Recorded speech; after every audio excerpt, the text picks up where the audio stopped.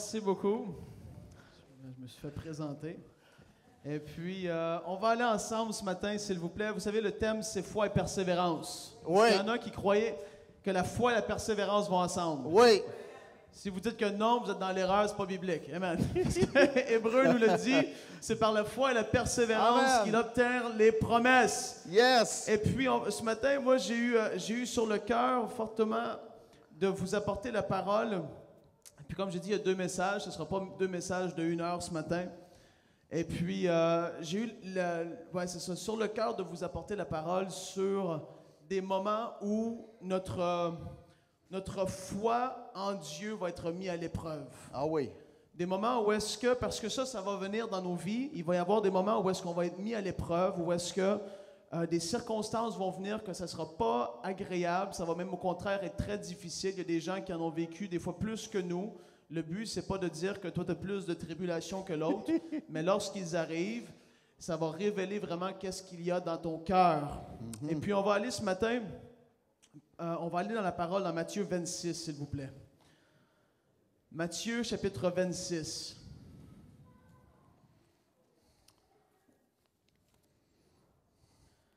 Et on va faire une certaine lecture ce matin, juste pour vraiment bien se mettre dedans.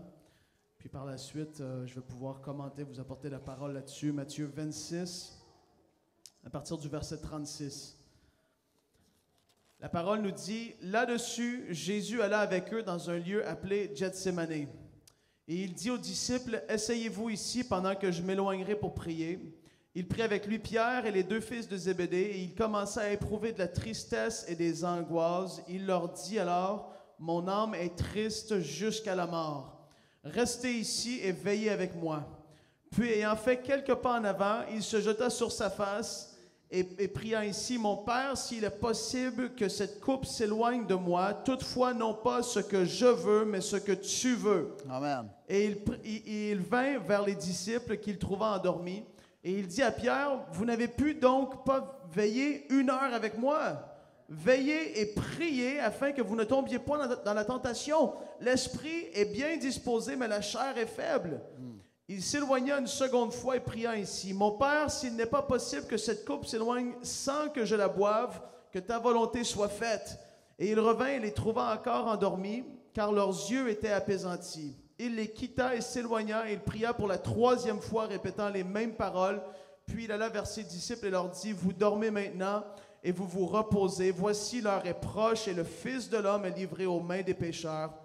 Levez-vous, allons, voici celui qui me livre s'approche. » On sait que ça parle de Judas ici.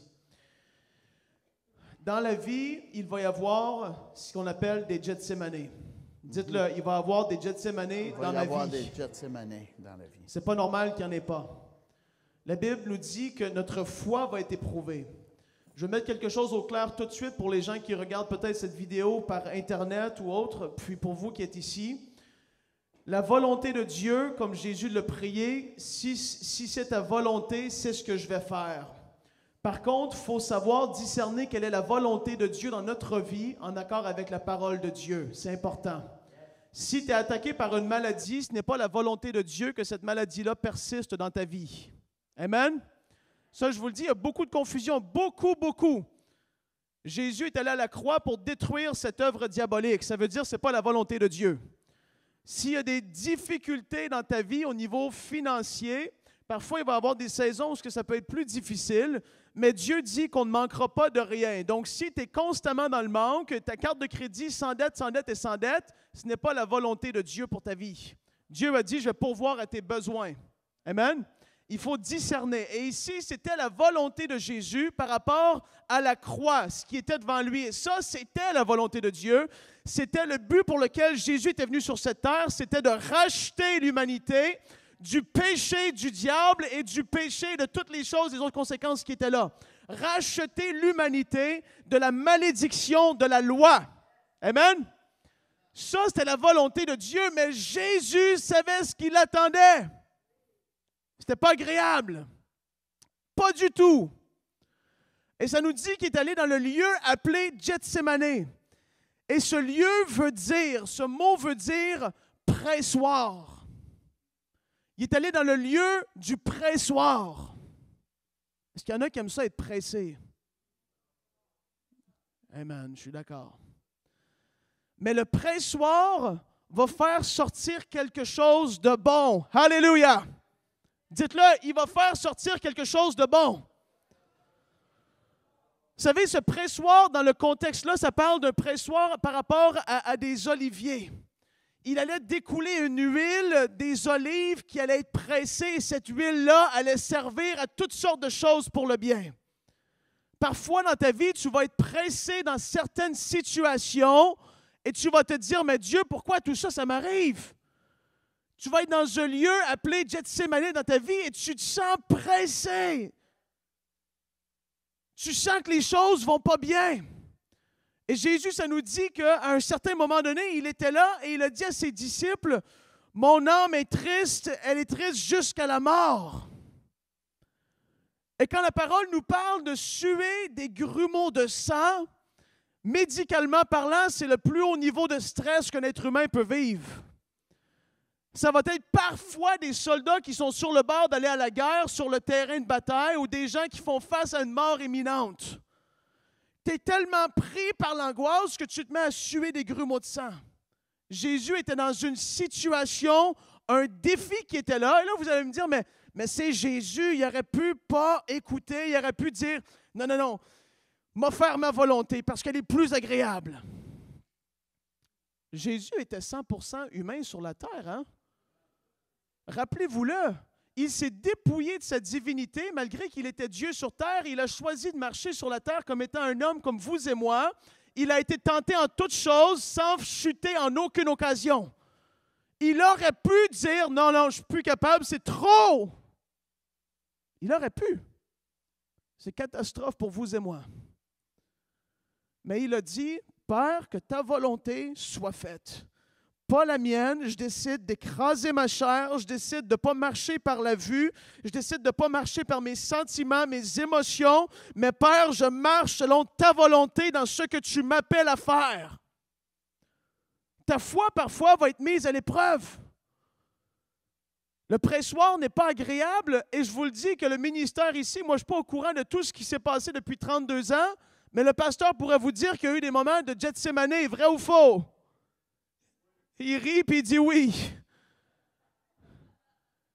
Et ces moments-là ne sont pas agréables. Mais là, on va regarder 5 points rapidement de ce qu'il faudrait faire dans ces moments-là. Parce que c'est tellement important, ils vont venir et le combat va être gagné ou perdu à Gethsémani. Quand la pression vient et tu te dis, mais je ne suis plus capable, c'est là que ça va être gagné. On va regarder ensemble le premier point. Venez avec moi, on va retourner dans Matthieu 26 et le verset 37. Il prit avec lui Pierre et les 2 fils de Zébédée, et il commença à éprouver de la tristesse et des angoisses. Il leur dit alors, mon âme est triste jusqu'à la mort, restez ici et veillez avec moi. Première chose à faire. Dans ta vie, lorsque tu es dans un moment de pressoir, quand la pression vient, tu vas t'entourer des quelques personnes.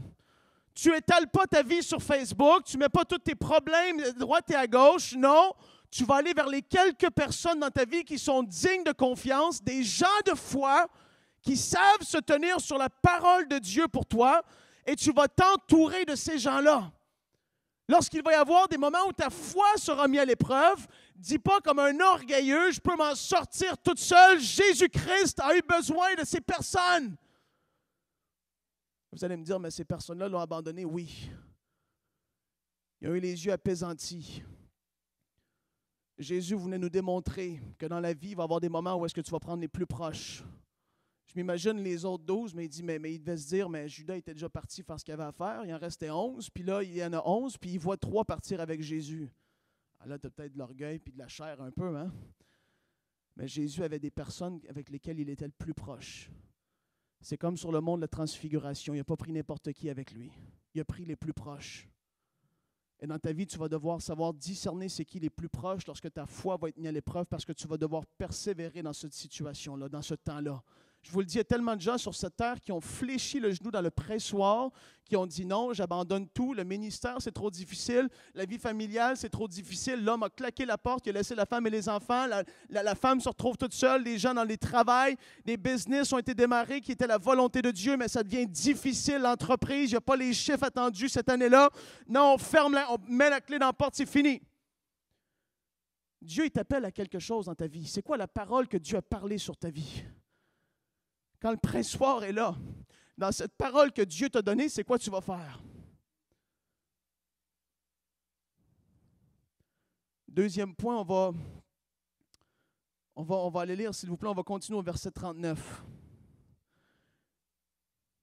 Puis, là, il vient de leur parler, il leur dit, « Mon âme est triste jusqu'à la mort, restez ici et veillez avec moi. » Puis, ayant fait quelques pas en avant, il se jeta sur sa face, et pria ainsi, « Mon Père, s'il est possible que cette coupe s'éloigne de moi, toutefois non pas ce que je veux, mais ce que tu veux. » Ta force sera trouvée dans tes temps de prière, dans les moments de pressoir dans ta vie. Christ, le parfait modèle, ça nous dit, j'imagine la scène, imaginez, ça nous dit qu'il a fait quelques pas, il leur a dit, « Les gars, veillez avec moi. S'il vous plaît, j'ai besoin de vous. » Il fait quelques pas et pouf, il tombe. Il y avait une pression terrible. Le péché du monde allait reposer sur lui. Et qu'est-ce qu'il a fait? Il s'est tourné dans la prière vers celui qui a la capacité de le fortifier d'une façon incroyable. Est-ce qu'il y en a qui croient ici que Dieu peut fortifier dans la prière? La preuve, dans le passage parallèle de Luc, à partir du chapitre 22, versets 39 à 46, on voit la même histoire se dérouler, mais à partir du verset 43, ça nous dit que Jésus a dit, « Père, si tu voulais éloigner de moi cette coupe, toutefois que ma volonté ne se fasse pas, mais la tienne. » Au verset 43, « Alors un ange lui apparut du ciel. » Pourquoi? Le fortifier. Étant en agonie, il priait plus instamment et sa sueur devint comme des grumeaux de sang qui tombaient à terre. Et après avoir prié, il se leva et vint vers les disciples qu'il trouva endormis de tristesse et il leur dit, « Pourquoi dormez-vous? Levez-vous et priez afin que vous ne tombiez pas en tentation. » Jésus savait ce qui attendait les disciples. Hein? Quand le maître allait partir sur la croix, les disciples allaient avoir un mauvais quart d'heure. Parce qu'il allait vouloir les chercher, les persécuter, les tuer, dire, « Toi, tu étais avec Jésus. » Jésus, dans le moment du pressoir, a été fortifié surnaturellement par un ange qui est venu du ciel. Et on voit que par la suite, lorsque l'ange est venu, il l'a fortifié. Jésus a pu se tenir debout et il a pu, par la suite, se lever lorsque Judas est arrivé. Là, imaginez-vous la scène. Il est là, les grumeaux de sang tombent, et là, il prie et son âme est triste à la mort. Et là, un ange lui apparaît. Il a fait, je ne sais pas qu'est-ce qui est arrivé, mais il y a eu quelque chose qui s'est passé dans l'esprit. Et là, Jésus s'est ressaisi. Du moment d'épreuve, de grumeaux de sang, à « je suis fortifié ». Judas arrive maintenant avec les principaux sacrificateurs. Il doit faire face à la musique. Et là, cette décision a été prise. Il regarde Judas et lui dit, « Judas, fais ce que tu as à faire. Vas-y, fais ce que tu as à faire, fais-le. » Il n'est plus le Jésus abattu. C'est la difficulté. Il est rendu Jésus-Christ, le roi des rois, lui qui est fort, qui a été fortifié surnaturellement par Dieu le Père. C'est tellement fort. La troisième chose qu'on va apprendre de Gethsémane, on va lire à partir de Matthieu 26 au verset 41. Veillez et priez afin que vous ne tombiez pas dans la tentation. L'esprit est bien disposé, mais la chair est faible. Tu veux sortir victorieux de ce moment de ta vie, tu vas marcher par l'esprit. Tu vas marcher étant rempli du Saint-Esprit, ce que la majorité des croyants d'aujourd'hui ne font pas. Il n'y a plus de temps de jeûne, il n'y a plus de temps de prière, il n'y a plus de temps de méditation. Il n'y a plus de temps de prière en esprit dans l'auto le matin ou le soir dans la maison. Il n'y a plus ces moments où est-ce que tu te remplis continuellement du Saint-Esprit. Tu vas être fort dans ce moment si tu es rempli de la chair, des émotions et des paroles négatives, décourageantes qui vont venir des alentours. Ta foi va défaillir dans ce moment-là. Les gens vont parler l'incrédulité dans ta vie. Hein? Ça va mal dans ton couple comme ça? Mais pourquoi tu restes là? Tu as vu l'autre qui est parti et il est bien plus heureux aujourd'hui? Là, tu as l'incrédulité, tu as la pensée du monde qui est parlée dans ta vie. Si tu es rempli de la chair, tu vas la méditer, tu vas dire, ouais, c'est vrai. Mais quand tu es rempli d'autre chose, quand tu es rempli de ce que la parole dit du vin nouveau, tu es rempli du Saint-Esprit de Dieu, tu vois les choses avec la perspective de Dieu. Tu vois les choses différemment et tu te dis, peu importe ce que les gens vont dire, moi, je m'accroche à Dieu. Parce que tu as c'est la puissance du Saint-Esprit qui agit en toi, qui prend la place dans toute ton âme. Tes pensées sont remplies de l'Esprit de Dieu. Tu vois les choses différemment. Tu ne marches plus selon la chair, la colère, l'animosité, l'amertume. Non. C'est le fruit de l'Esprit qui prend le dessus. Jésus allait constamment prier dans le bois le matin. Il s'éloignait pour prier. Il s'éloignait pour jeûner. Et il a eu la victoire sur toutes ces situations difficiles qui sont venues dans sa vie. 4e point.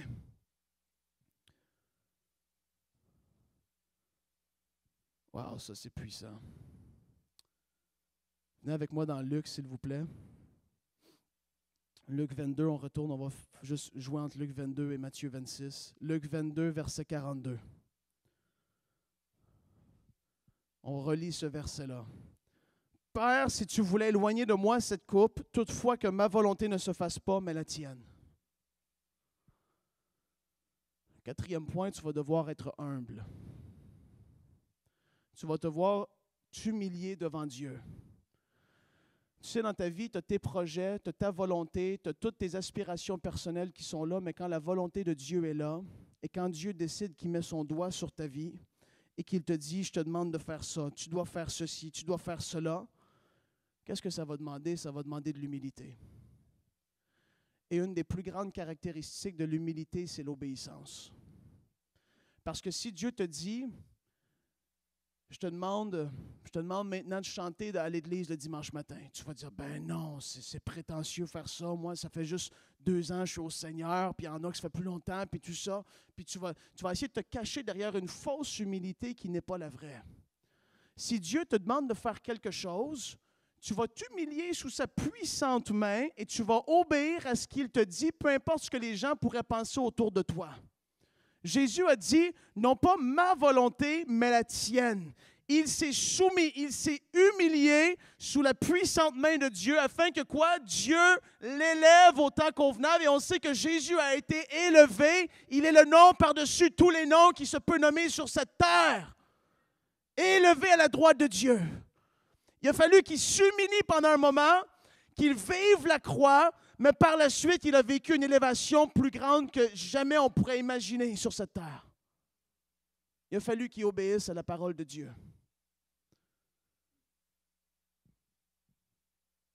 Et 5e point, on revient à ce qu'on a lu dans Luc 22, et au verset 43 encore. « Alors un ange lui apparut du ciel pour le fortifier. Étant en agonie, il priait plus instamment et sa sueur devint comme des grumeaux de sang qui tombaient à terre. Après avoir prié, il se leva et vint vers les disciples qui trouvaient endormis de tristesse. Et il leur dit, « Pourquoi dormez-vous? Levez-vous et priez afin que vous ne tombiez pas en tentation. » Celui qui le livrait leur avait donné ce signe. « Celui que je baiserai, c'est lui, saisissez-le. » Aussitôt, il s'approchant de Jésus, il dit, « Salut, Rabbi. » Et il le baisa. Jésus lui dit, « Mon ami, ce que tu es venu faire, fais-le. » Alors ces gens s'avancèrent, mit la main sur Jésus et le saisirent. Et voici, un de ceux qui étaient avec Jésus étendit la main et tira son épée et frappa le serviteur du souverain sacrificateur et lui emporta l'oreille. Alors Jésus lui dit, « Remets ton épée à sa place, car tous ceux qui prendront l'épée périront par l'épée. Penses-tu que je ne puisse pas invoquer mon Père qui me donnerait à l'instant plus de 12 légions d'anges? Comment donc s'accompliraient les Écritures d'après lesquelles il doit en être ainsi? » En ce moment, Jésus dit à la foule, « Vous êtes venus comme après un brigand avec des épées et des bâtons pour vous emparer de moi. J'étais tous les jours assis parmi vous, enseignant dans le temple, et vous ne m'avez pas saisi. Mais tout cela est arrivé afin que les Écritures des prophètes fussent accomplies. Alors tous les disciples l'abandonnèrent et prirent la fuite. » tu vois la différence entre les disciples et tu vois la différence entre Jésus. Jésus savait ce qui attendait les disciples. Il savait ce qui était devant eux, il leur donnait la clé, veillez et priez. Vous ne savez pas ce qui est devant vous, les gars, mais la parole dit que lorsque le bon berger va être parti, ils vont éparpiller les brebis à droite, à gauche et ils ne sauront plus que c'est faire. Jésus a dit à Pierre, dans Luc chapitre 22, « Pierre, Simon t'a réclamé pour te cribler comme le froment, mais moi, j'ai prié pour toi afin que ta foi ne défaille point. Et lorsque tu seras revenu, fortifie tes frères. » Jésus avait compris les clés que les gars devaient comprendre et mettre en pratique pour sortir victorieux de ce moment-là. Ils ne les ont pas fait. Et on voit qu'est-ce qui s'est passé par la suite. Le moment de pressoir est arrivé pour Pierre. « Hey, tu connais, tu étais avec Jésus, toi? »« Non. » Ça, c'est la chair qui répond. « Wouh! » Ça, c'est pas l'Esprit de Dieu en toi là, qui crie « Waouh, Abba Père! » Non. C'est la chair. Et un deuxième coup, mais hey, lui, il était avec Jésus. Non! Et un troisième coup, je ne sais pas, il faisait quoi, mais il devait se cacher dans un raccoin un peu dans le noir. Hey, c'est lui, il était avec lui. Non, pas moi, vous vous trompez de gars. Là, le coq a chanté. Oui, Jésus a dit que l'esprit est bien disposé, mais la chair est faible. Quand tu vas être dans ce moment de pressoir dans ta vie, ce moment de pressoir va être là parce que, comme je l'ai dit au tout début, il va vouloir avoir de bon qui va sortir, quelque chose de bon. Dans ta vie, ça va te propulser à un autre niveau une fois que ce moment-là va être passé. Et ça arrive dans la vie de tous les serviteurs, tous les disciples de Jésus, il va y avoir des moments comme ça. Mais quand tu sors de ce moment-là, comme je l'ai dit, Dieu est fidèle, il est bon. Quand tu marches dans l'obéissance à ce qu'on vient tout juste de dire, quand tu t'humilies devant lui, quand tu pries, quand tu t'entoures de frères et sœurs qui vont pouvoir te porter dans la prière, combattre à tes côtés, ta foi ne va pas faiblir. Le ministère ici, il ne serait plus aujourd'hui si le pasteur aurait voulu écouter sa chair, je crois, quelquefois. Ce n'est pas pour le dénigrer, c'est parce que la chair, des fois, elle crie fort. Et des fois, on a envie de dire « J'en ai assez! » Mais là, quand tu es un bon pasteur, quand tu es un bon chrétien, tu t'en vas dans ta chambre, tu fermes la porte. Dieu! Je le sais que tu m'as dit de faire ça, ça ne me tente plus! Là, ta chair, elle s'exprime. Et là, j'ai plus envie, mais Ramachandolo, bro! Et là, tu commences à prier en esprit. Wow! Là, tu te fortifies. Là, tu sors, tu rouvres la porte 1 heure, 2 heures, 3 heures plus tard, tu sors. Qu'est-ce qui est devant moi? Tu rentres affaibli, mais tu ressors plus que vainqueur parce que Christ t'a fortifié. Ça, c'est le pressoir de ta foi dans ta vie, ça va venir. L'épreuve de ta foi, plus précieuse que l'or périssable. La foi va être éprouvée. C'est quoi qui va en ressortir par la suite? Il va en sortir une défaite, il va en ressortir quelqu'un qui va s'éloigner du Seigneur, il va en ressortir un couple brisé, il va en sortir une destinée avortée parce que c'est trop difficile sous le poids de la pression de ce que Dieu t'a demandé. Si Dieu t'a demandé de faire quelque chose, c'est parce que tu es capable de porter cette chose jusqu'au bout. Dis Amen. Si Dieu a parlé sur ta vie, rappelle-toi de cette parole. Quand tu es dans le Gethsémani, tu te rappelles, tu dis, Dieu, tu m'as parlé. Tu m'as dit telle chose, tel soir. Je le sais que je le sais au plus profond de moi. Tu m'as parlé et cette chose va s'accomplir certainement dans ma vie. Si Dieu, il faut qu'il envoie un ange te fortifier, il va le faire. Parce qu'il y a tellement peu de chrétiens qui sont prêts à payer le prix du pressoir et à en sortir victorieux aujourd'hui. On est plus de 600 millions de chrétiens évangéliques sur cette terre. Comment est-ce qu'il y en a qui bouleversent le monde pour le Seigneur aujourd'hui? Il y en a beaucoup qui sont des benchwarmers, comme on dit. Dieu a parlé sur leur vie et ils ont dit, non, moi je vais faire ce que ma chair a envie de faire. Il faut se lever, il faut faire ce que Dieu nous a demandé, puis ta foi va être mise à l'épreuve. On va voir qu'est-ce qui va en ressortir et les années vont déterminer la persévérance. Ça va refléter la persévérance qu'il va y avoir en toi. Est-ce qu'il y en a qui veulent sortir victorieux de ce moment de pressoir-là? Je vous le dis, appliquer, c'est quelque chose, c'est quelques différents points qu'on a vus. Et je vous le dis, le Seigneur est bon, il est fidèle. Vraiment, il va le faire.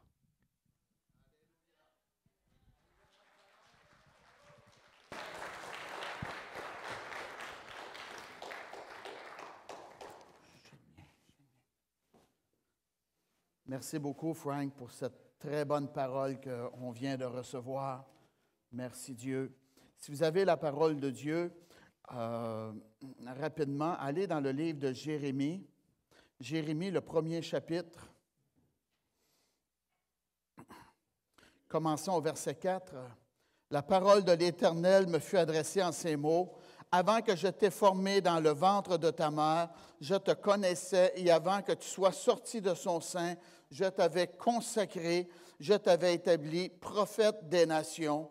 Je répondis, ah Seigneur Éternel, voici, je ne sais point parler car je suis un enfant. Et l'Éternel me dit, ne dis pas je suis un enfant, car tu iras vers tous ceux auprès de qui je t'enverrai et tu diras tout ce que je t'ordonnerai. Ne les crains point, car je suis avec toi pour te délivrer, dit l'Éternel.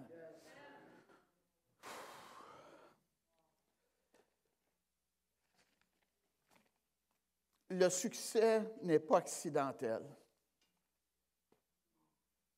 Il est prévu.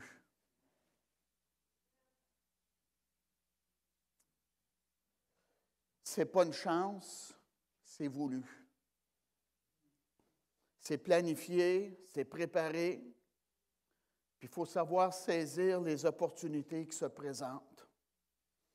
Vous êtes né pour un but, je suis né pour un but. Ce n'est pas Dieu qui vit sa vie. Je m'explique. Trop souvent, on dit, si c'est Dieu, il va le faire, il va le faire. Écoutez, Dieu passe à travers notre vie. C'est nous qui prenons les décisions. Qu'est-ce qu'on fait avec notre vie? Des fois, on va dire, c'est Dieu, c'est Dieu, c'est Dieu. Les mains de Dieu sur cette terre, c'est vos mains. Les pieds de Dieu, c'est vos pieds. Et le cœur de Dieu, c'est votre cœur. Dieu passe à travers nous. C'est nous qui décidons qu'est-ce qu'on fait avec notre vie. Et comme on sait, le thème d'aujourd'hui, c'est la foi et la persévérance. Et on est dans un monde tellement rapide qu'on va vous dire, Dieu n'est pas stressé. Ma sœur Fernande a déjà dit, on ne voit pas ça dans la Bible. Jésus s'essouffla, il courut, il est arrivé pressé. Elle dit, on ne voit pas ça dans la Bible. Mais nous, c'est souvent comme cela parce qu'on fait des choses qu'on ne devrait pas faire, que d'autres, des fois, devraient faire. Et bon, on veut bien faire, puis bon. Fait qu'on se retrouve différents de Jésus. Nous autres, on arrive à bout de souffle à la dernière minute et des fois, le temps est passé. Amen. Vous êtes nés pour un but et je suis né pour un but. Et c'est à nous à découvrir le but pour lequel nous sommes nés. Comment est-ce qu'on fait pour découvrir cela? Regardez les habiletés, les talents que vous avez à l'intérieur de votre vie. Regardez les goûts que vous aimez, les choses que vous aimez faire. Hier, j'ai posé la question à Linda. J'ai dit, toi, dans le ministère, c'est quoi que tu aimerais le plus faire? Puis, elle a pris un petit moment de réflexion. Puis, elle m'a répondu qu'est-ce qu'elle me dit souvent. Elle m'a dit, visiter les gens et enseigner. C'est des choses qu'elle aime faire. Et ça fait 32 ans que nous existons. La semaine passée, je me suis assis dans mon bureau à la maison et j'ai commencé à étudier la vie de Jésus, ce qu'il a fait. Et ce qu'il a fait, bien, c'est loin d'être glorieux pour votre vie et ma vie, mais c'est une réalité de la vie pareille. La parole de Dieu nous enseigne qu'il est allé dans le désert, puis il a affronté l'ennemi, Satan. Il l'a affronté. Et le peuple de Dieu est allé dans le désert 40 ans. Et lorsque j'ai commencé à prêcher la parole de Dieu ici à Grimby, en 1986, à l'hôtel Le Grand-Bien, dans le temps, j'étais dans le sous-sol et quand on avait 10 personnes, c'était la foule. Et on a commencé de façon, on s'est démarqué en partant. J'ai acheté un endroit publicitaire dans la Voie de l'Est, et là, c'était écrit « Voici les miracles qui accompagneront ceux qui auront cru, chasseront les démons », puis inviter les gens à venir au 700 de la rue principale à Granby. Et un homme est arrivé, puis j'ai été le voir chez lui, puis j'ai prié avec lui, puis il m'a dit « Monsieur Poulain », il était très respectueux, il dit « Monsieur Poulain », il dit « Vous prêchez dans le désert ». Je n'avais pas besoin de lui pour me le dire.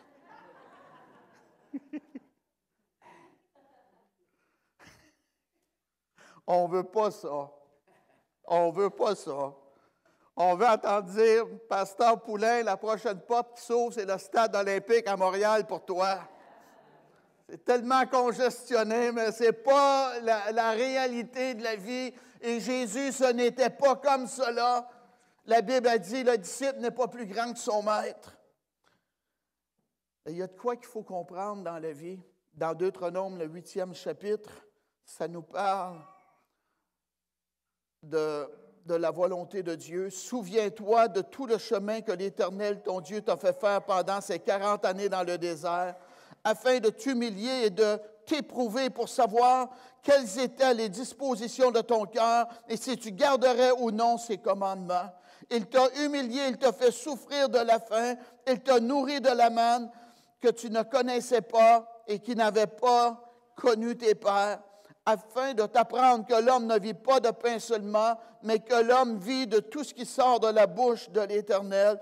Ton vêtement ne s'est point usé sur toi, et ton pied ne s'est point enflé pendant ces 40 années. Qu'est-ce qui est arrivé? C'est que dans le désert, le peuple de Dieu, Dieu a vu la disposition de leur cœur. Et ça, c'est, je vais vous dire, on va à l'école biblique et on apprend. C'est très bien apprendre, on doit apprendre. Mais on ne fait pas du ministère nécessairement de notre cerveau, premièrement. On fait du ministère de l'intérieur de notre caractère qui nous sommes. Et le désert est important, le Gethsémani est important parce qu'on va comprendre les gens qui sont dans le désert, des gens qui ne savent même pas pourquoi ils sont nés. Et ça va nous créer un amour, une compassion envers ces gens-là. Dans le désert, on est humilié. Dieu sonde notre cœur. On vit de l'adversité, pareil comme Jésus qui a affronté c'est Satan, le diable. Et il l'a affronté. C'était un endroit qui était dangereux pour lui, physiquement également. C'est un endroit où notre foi est mise à l'épreuve. Mais à travers tout cela, Dieu est après bâtir notre caractère parce qu'il a vu en nous, amen, la parole de Dieu nous parle d'un vase d'argile et un vase d'honneur. Et Dieu, bien pour nous utiliser, il nous fait passer à travers le feu. Et là, quand on passe à travers le feu, c'est vraiment douloureux, mais on ne sort pas de la même manière que nous sommes entrés. On sort avec une qualité, l'or, et elle a été éprouvée par le feu. Et Dieu dit, bien, je peux faire confiance maintenant. Il a passé, les 3 Hébreux ont passé par le feu, puis si ça aurait été à refaire, laissez-moi vous dire qu'ils auraient repassé à nouveau parce qu'ils sont sortis indemnes avec la bénédiction de Dieu. Amen. Et on marche par la foi et non par la vue. Et le désert est vraiment important dans notre vie. Et Dieu a une terre promise pour votre vie. Vous êtes nés pour un but. Et le peuple de Dieu avait la terre promise, le pays de Canaan. Et vous, votre terre promise, c'est le plan, le but, la volonté de Dieu pour votre vie, qui est votre Canaan. Et pareil comme le peuple de Dieu devait prendre possession, nous aussi, on doit compter sur Dieu et prendre nos responsabilités afin de découvrir la volonté de Dieu. Deutéronome 1, commençons au verset 8.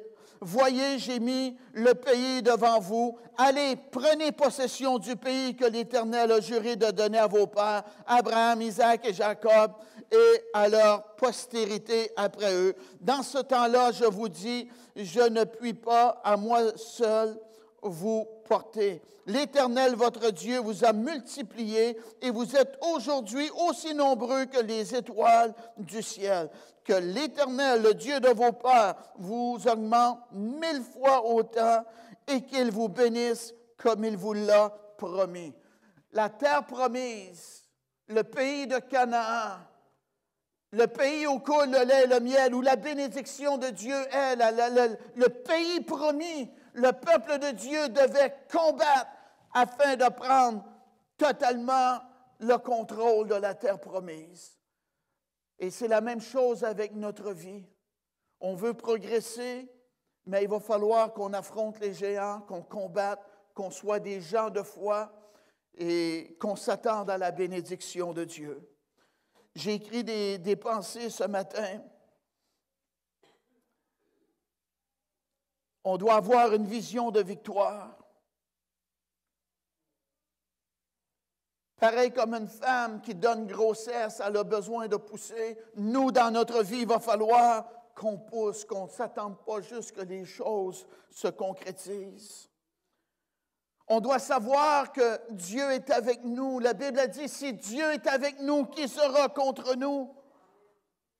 Dieu a un miracle avec votre nom décrit dessus.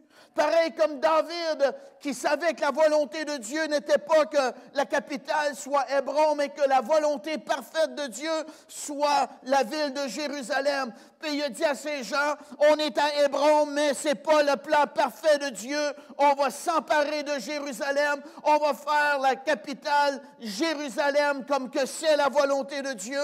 Et les Jébusiens étaient contre lui. Ils l'ont ridiculisé. Mais la Bible nous dit, mais David s'empara de la forteresse, cité de David. Alléluia! Dieu a un miracle avec votre nom dessus pour votre vie personnelle. Dites merci, Seigneur. Alléluia. David s'est emparé de sa bénédiction. On doit savoir persévérer dans l'adversité. Je ne peux pas vous dire combien de fois j'ai pensé de lâcher, de baisser les bras. Je l'ai fait un petit bout de temps, à peu près 6 mois. Il m'était venu à mes oreilles que j'étais comme le faiseur de troubles dans l'Église. Et moi, je me suis dit, eh bien, il est venu à mes oreilles que j'étais le faiseur de troubles dans l'Église, puis qu'un autre était appelé à prendre ma place. Puis fait que moi, pour ne pas être le faiseur de troubles, j'ai remis les clés de l'Église à la personne qui était supposée d'être pasteur. Ah oui, on ne sera pas un faiseur de troubles, puis on n'empêchera pas la croissance de l'Église. Et j'ai été partir une œuvre à Montréal. Mais pas trop longtemps après, l'autre pasteur voulait me remettre les clés. J'ai dit, oh non, je ne prends pas les clés, moi. Garde les clés. Garde les clés. Mais je les ai remis quelques fois, et la 3e fois, je les ai pris. Oh oui. Et là, bien, qu'est-ce qui s'est produit? Ce n'était pas lui qui était le problème vraiment, c'est d'autres dans l'Église qui n'étaient pas appelés à travailler avec moi. Et le temps a passé et nous avons acheté notre nouveau bâtiment à Grimby dans le temps. Et le téléphone a sonné et il y avait une personne de ce groupe qui était au bout du fil. Il m'a dit, Daniel, c'est mieux être appelé pasteur, mais il m'a appelé Daniel. Je m'excuse, je ne pensais pas que c'était pour dégénérer de cette façon. Amen.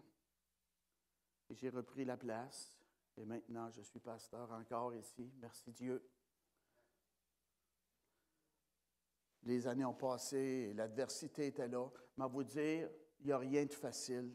Si on veut construire de la qualité, il faut travailler plus fort. Je travaillais pour une multinationale et il y avait un genre de travail qu'on devait faire parce que c'était une autre qualité. Puis je travaillais plus fort parce que c'était une autre qualité.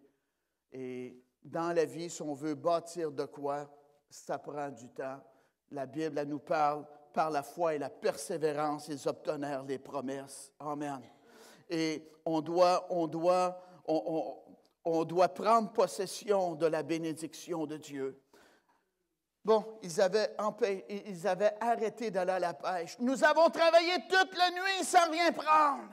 Et Jésus a dit, allez, puis jetez les filets. Amen. Quand l'être humain est rendu à bout, c'est alors que Dieu intervient.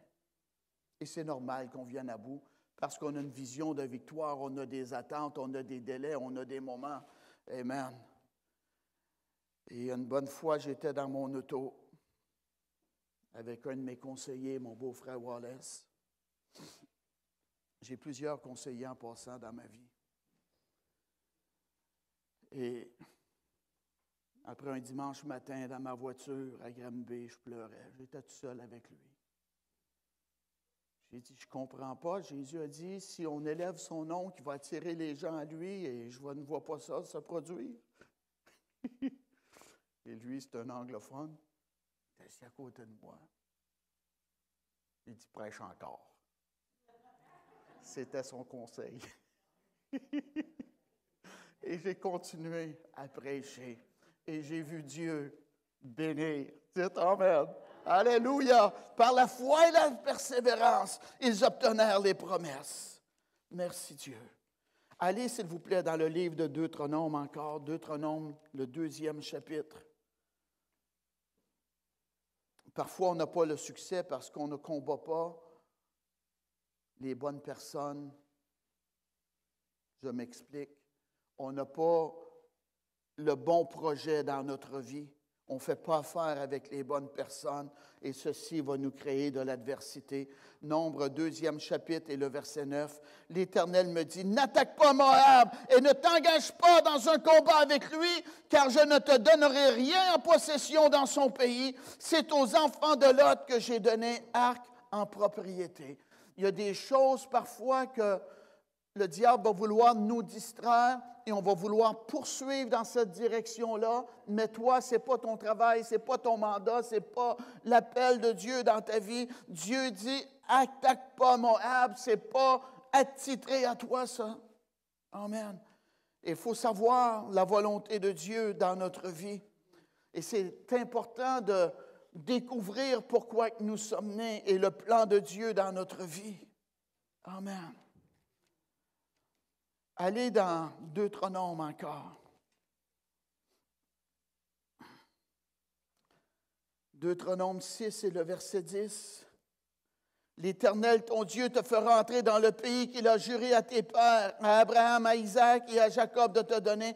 Tu posséderas de grandes et bonnes villes que tu n'as point bâties, des maisons qui sont pleines de toutes sortes de biens, et tu n'as point rempli des citernes creusées que tu n'as point creusées, des vignes et des oliviers que tu n'as point plantés. Lorsque tu mangeras et te rassasiras, garde-toi d'oublier l'Éternel qui t'a fait sortir du pays d'Égypte, de la maison de servitude. Tu craindras l'Éternel ton Dieu, tu le serviras et tu jureras point par son nom.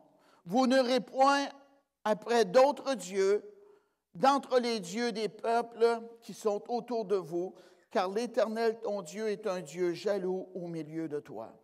Dieu dit qu'il va nous faire rentrer dans son pays. Le plan de Dieu pour ta vie, lorsque tu le découvres, sois certain, Dieu va te faire rentrer dedans. Amen. Et Dieu a des bénédictions pour toi, pour ta vie, qu'il a déjà préparées. Et Dieu dit des maisons que tu n'as pas bâties, où il va y avoir des choses à l'intérieur de ces endroits-là. Et, amen, ici, c'est qu'est-ce que j'ai reconnu. Il y a plusieurs années, j'avais regardé pour acheter ce bâtiment avec mon comité exécutif et le prix était vraiment trop élevé. Et nous sommes venus, on a regardé, puis on a laissé faire. C'était trop élevé pour notre budget. Et les années ont passé et j'ai repensé à cela. Et j'ai parlé à mon comité exécutif, j'ai dit, on devrait regarder à nouveau pour ce bâtiment-là. Et nous avons regardé à nouveau, et quelqu'un m'a approché, m'a montré le prix, et m'a dit, le prix est après descendre. Amen. Et j'ai dit, on va commencer à travailler sur ce projet-là. Et cette même journée-là, on a commencé à regarder, amen, pour acquérir ce bâtiment. Amen. Et Dieu, qu'est-ce que je voulais vous dire? C'est un bâtiment qu'on n'a pas eu besoin de bâtir parce que c'était déjà une maison bâtie. Dites Amen. Il y avait déjà du matériel à l'intérieur, les bancs sur lesquels on s'assoit dessus, c'était là déjà présent. On peut voir la parole de Dieu qui se concrétise. Dites Amen. Merci Dieu de gloire. Alléluia. Gloire à Dieu. Et on voudrait avoir la bénédiction rapidement, mais ce n'est pas comme cela que Dieu dit qu'il va nous donner la victoire. Regardez dans Deutéronome, le 7e chapitre. Commençons au verset 17. Peut-être diras-tu dans ton cœur, ces nations sont plus nombreuses que moi. Comment pourrais-je les chasser? Ne les crains point. Rappelle à ton souvenir ce que l'Éternel, ton Dieu, a fait à Pharaon et à toute l'Égypte. Les grandes épreuves que tes yeux ont vues, les miracles et les prodiges, la main forte et le bras étendu. Quand l'Éternel, ton Dieu, t'a fait sortir, ainsi fera l'Éternel, ton Dieu, à tous les peuples que tu redoutes. L'Éternel, ton Dieu, enverra même les frelons contre eux, jusqu'à la destruction de ceux qui échapperont et qui se cacheront devant toi. Ne sois point effrayé à cause d'eux, car l'Éternel, ton Dieu, est au milieu de toi, le Dieu grand et terrible. Amen. L'Éternel, ton Dieu, chassera peu à peu ces nations, loin de ta face. Tu ne pourras pas les exterminer promptement, de peur que les bêtes des champs ne se multiplient contre toi. L'Éternel, ton Dieu, les livrera et les mettra complètement en déroute jusqu'à ce qu'ils soient détruits. Amen. Le projet de Dieu pour notre vie est tout le temps plus grand que qu'est-ce que vous êtes capable d'accomplir. Ne dis pas, ces nations sont plus nombreuses que moi, comment pourrais-je les chasser? S'il vous plaît, laissez-vous pas intimider par la grandeur de la vision. Si votre vision est petite et que vous êtes capable de la faire tout seul, ce n'est pas la vision de Dieu, c'est votre vision.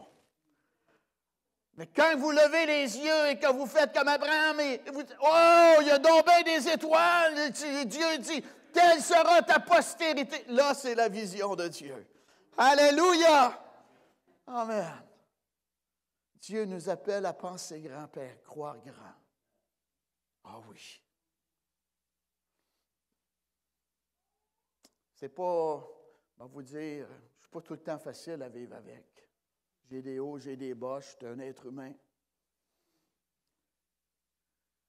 C'est pas tout le temps facile pour Linda de m'avoir comme mari non plus, surtout quand je m'appelle Poulain.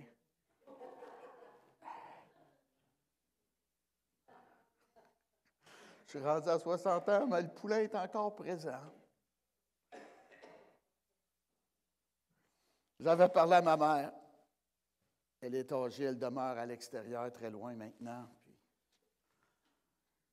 Elle était comme parmi une de mes plus grandes fans dans le ministère quand j'ai commencé. Puis j'apportais des idées, des projets, puis elle sortait de l'argent, puis elle me bénissait, puis elle m'encourageait. Puis, oh, Daniel, c'est donc bon, puis oh, une bonne parole, puis tu t'encourages tout le temps. Puis à un moment, là, on va avoir un projet de partenaire, là, puis on va ramasser des fonds avec des gens, ça va nous aider. Ah, moi, Daniel, je veux devenir partenaire avec toi. Puis, fait qu'une bonne fois, j'y sors mon idée. Là, elle dit, moi, je débarque. Elle dit, là, moi, j'en fais plus. La vision était rendue trop grande pour ma mère. Dieu, c'est comme cela. Des grands projets, un grand Dieu, une grande vision. Merci Dieu. Dieu dit, Inquiète-toi pas comment je vais m'y prendre pour vaincre tes ennemis. La Bible, qui aurait pensé que ça aurait été comme cela? L'Éternel, ton Dieu, enverra même les frelons contre eux. Les frelons, c'est des gars avec des abeilles. Dieu dit, m'a combattre tes ennemis par des abeilles. Dernièrement, j'ai été voir la quantité de propane qu'on avait dans la tank qui restait ici, puis j'ai ouvert le couvert, puis pouf, il y avait des abeilles là. Ah oui, je me suis tassé et j'ai retourné, je regardais à nouveau, mais là, j'avais une canne de Raid. Un homme averti en vaut deux. Fait que là, je les ai exterminés avec le Raid. Amen.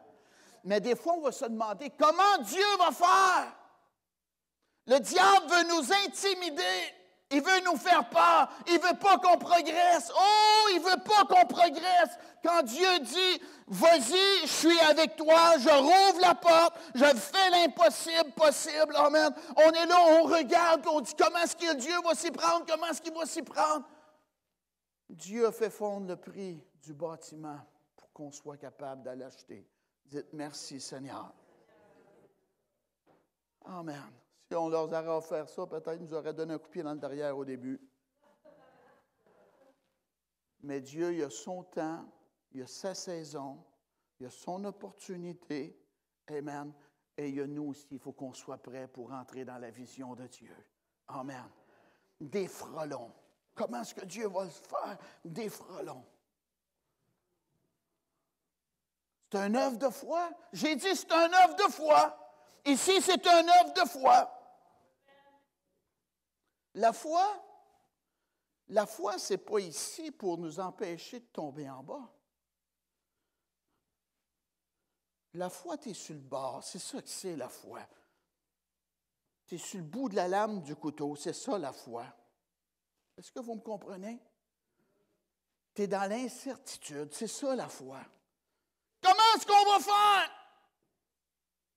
C'est pour ça que Dieu doit être avec nous dans la situation. Dites Amen.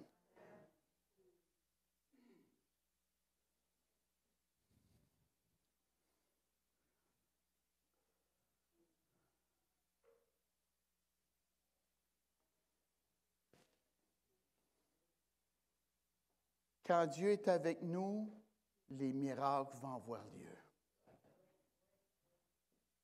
Vous m'avez bien compris. Je sais ce que je dis. Merci Dieu. Dieu dit, c'est peu à peu. Peu à peu, tu vas avoir la victoire sur tes ennemis. Nous, on veut avoir un combat au micro-ondes dans 30 secondes. Hop, hop, OK, là, tu es de Dieu, on croit ton appel. Hop, attends une minute, toi. Pas tout le temps au micro-ondes. Des fois, tu vis des percées, mais d'autres fois, la foi et la persévérance. Peu à peu. On marche par la foi et non par la vue. Les années passent, amen, peu à peu. J'avais déjà pensé de prendre une tortue comme logo de ministère.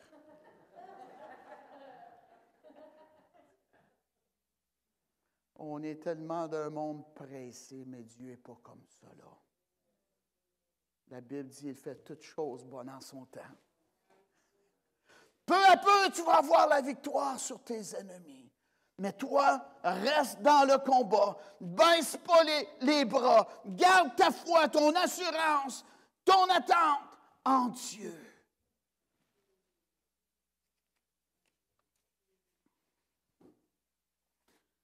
Une de mes pensées que j'ai écrites un matin.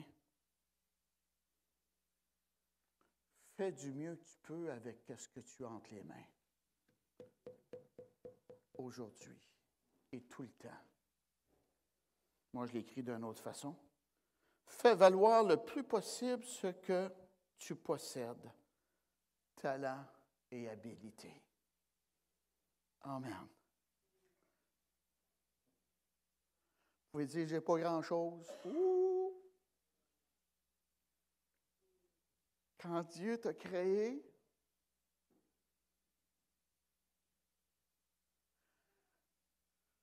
il a soufflé le souffle de vie en toi. Oui. Je suis content que c'est filmé parce que j'ai un sourire. Tu vas être tellement content d'être venu, peut-être plus encore. Parce que lorsque Dieu a soufflé son souffle de vie en toi, il a soufflé ses talents et ses habiletés que toi, tu as besoin pour accomplir ta mission pour sa mission pour ta vie. C'est-tu beau, ça? Dites-le, je possède tout ce qui est nécessaire pour le succès. C'est déjà en moi. Alléluia! Oh, il se frotte les mains, Richard. Continue à te frotter. Wow! Amen. Dieu nous a mis des talents et des habiletés. Peu à peu, tu vas avoir la victoire sur tes ennemis. Comment Dieu va s'y prendre, ça ne nous regarde pas. Nous, il faut qu'on soit au bon endroit, au bon moment et nous attendre à sa bénédiction. J'aurais plus à vous donner ce matin, mais le temps a passé tellement rapidement. J'avais dit au frère Bouchard, j'ai dit, moi, j'ai à peu près 15 minutes que je vais parler. Amen. Si tu as atteint un certain niveau dans ta vie, arrête pas là. Je vous ai parlé tantôt d'une bénédiction de 1000 fois. Amen. 1000 fois plus. Gloire à Dieu. C'est grand, hein? 1000 fois plus que qu'est-ce que tu as déjà. Merci Dieu. Amen. Et Dieu dit, quand tu vas posséder des belles maisons, puis tu vas manger à satiété. J'étais en Belgique et j'étais avec un pasteur dans sa voiture et j'ai dit, pourquoi les gens en Afrique vont à l'église, puis se réjouissent en Dieu, puis célèbrent Dieu, puis nous, en Amérique, au Canada et ici en Europe, c'est optionnel. Êtes-vous d'accord avec moi? Il m'a dit, c'est à cause de l'abondance. Croyez-moi qu'il a vraiment raison. Dieu a dit, quand tu vas habiter de belles maisons, puis tu vas manger à satiété, prends garde de ne pas m'oublier. Il y a des places ici qui sont vides parce qu'il y a des gens qui ont oublié Dieu. Amen. Regardez ici le frère. Comment est-ce qu'il s'appelle? Didier. Didier. Lève-toi.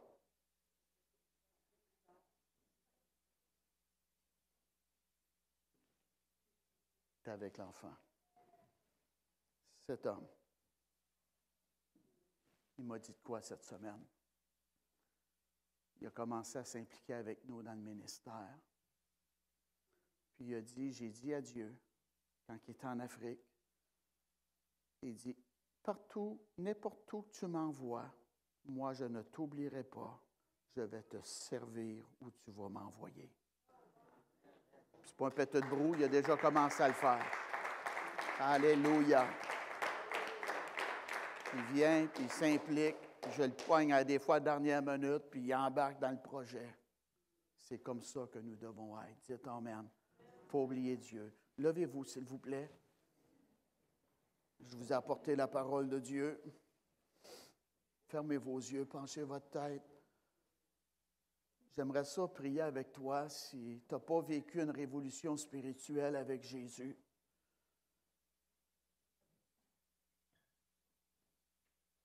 Si tu es encore dans le terre à terre, si tu n'as jamais vu Jésus dans ton bol de soupe, j'aimerais ça prier avec toi aujourd'hui. Tu sais, quand on est en amour avec notre femme ou avec notre mari, notre futur, amen, on parle de cette personne-là, puis on a hâte de la voir. C'est la même chose avec Jésus. Si tu n'as jamais vu Jésus dans ton bol de soupe, puis si Jésus ne t'énerve pas, si tu n'as pas d'excitation, c'est parce que tu n'es pas né de nouveau. Quand tu es né de nouveau, tu vas aimer Jésus, tu vas parler de lui, tu vas vouloir que tes voisins acceptent Jésus comme leur sauveur personnel. C'est un moment de destinée aujourd'hui. Ce n'est pas une erreur, ce n'est pas un accident qu'on est ici. La Bible dit, c'est aujourd'hui le jour du salut. Puis moi, j'aimerais ça prier avec toi. J'aimerais ça que les anges se réjouissent bientôt parce que tu as ouvert ton cœur à la grâce de Dieu. C'est la décision la plus importante et la plus sage de tout l'univers de se confier en Jésus pour recevoir sa grâce, son pardon, parce qu'on a tous péché et le péché nous ferme le ciel. Mais tu dois naître de nouveau, tu dois commencer une vie nouvelle avec Jésus. Et Jésus a dit, je ne mettrai pas dehors celui qui va venir à moi. Est-ce qu'il y a une ou des personnes ici ce matin qui veulent dire, moi je veux venir à Jésus, je veux demander à Jésus de pardonner mes péchés? Levez votre main, montrez-le au Seigneur, montrez-moi là, s'il vous plaît. Oui, y a-t-il une autre personne ce matin? Merci Dieu. Oui, encore. Amen. Y a-t-il une autre personne ce matin? Montrez-le au Seigneur. Amen. Merci Dieu. Des gens sérieux. Merci Dieu. Viens Jade. Viens Jade. Venez monsieur, Dédié. Venez, s'il vous plaît. Amen. Je vais descendre. Des gens sérieux. Merci Dieu. Alléluia. Gloire à Dieu. Tellement contente pour toi. Tellement content. Une jeune adolescente qui commence sa vie avec Jésus. C'est-tu beau, ça? Amen. Elle a attendu le pasteur Poulain prêcher, puis prêcher, puis prêcher, puis prêcher. Mais aujourd'hui, c'est un moment de destinée pour Jade. Amen. Un moment de tournant spirituel. Et la même chose avec toi, Didier. Un moment de tournant spirituel. Merci Dieu. Alléluia. Amen. Je vous demande d'aider à ces gens. Répétez après moi cette prière sincèrement. Seigneur Jésus, je viens à toi. Je regrette tous mes péchés. Pardonne-moi. Je reçois ton pardon. Viens vivre en moi. Au nom de Jésus. Au nom de Jésus. Satan, sors de ma vie. Je ne marche plus avec toi. Je marche avec Jésus. Au nom de Jésus. Amen. Alléluia. Amen. Merci Seigneur. Gloire à Dieu. Félicitations, Jade. Ne regarde pas en arrière dans ta vie. Laisse le Seigneur conduire, guider tes pas. Une belle vie pour toi. Amen. Merci Seigneur. Gloire à Dieu. Au nom de Jésus, je bénis Jade. Merci pour ta main sur sa vie, ta main de protection, oh Dieu. Merci de l'encourager. Merci d'habiter en elle. Merci pour les projets de paix, non de malheur que tu as pour sa vie. Merci pour le succès qui est rattaché en elle. Merci pour ton souffle de vie en elle, ô Dieu, au nom de Jésus. Amen. Oui, Dieu, au nom de Jésus, tu vois Dédié, Père. Merci pour sa vie. Merci pour ton pardon, ta grâce. Oui, Dieu, c'est toi qui conduis les pas de l'homme malgré l'adversité. Il est là aujourd'hui. Il est engagé avec toi, Père. Au nom de Jésus, merci pour ta bénédiction. Merci pour les portes qui vont s'ouvrir devant lui. Oui, il veut te servir. Tu l'as appelé à ton service aussi. Quelle grande joie qu'il va avoir à te servir, ô Dieu. Le passé est terminé. C'est un jour nouveau, des nouvelles hauteurs, nouveaux sommets avec toi. Au nom de Jésus. Amen. Alléluia. Amen. Mes félicitations. Tu peux regarder en haut, là. Les anges se réjouissent sur toi. Amen. Gloire à Dieu. Acclamez le Seigneur. Merci Jésus. Alléluia.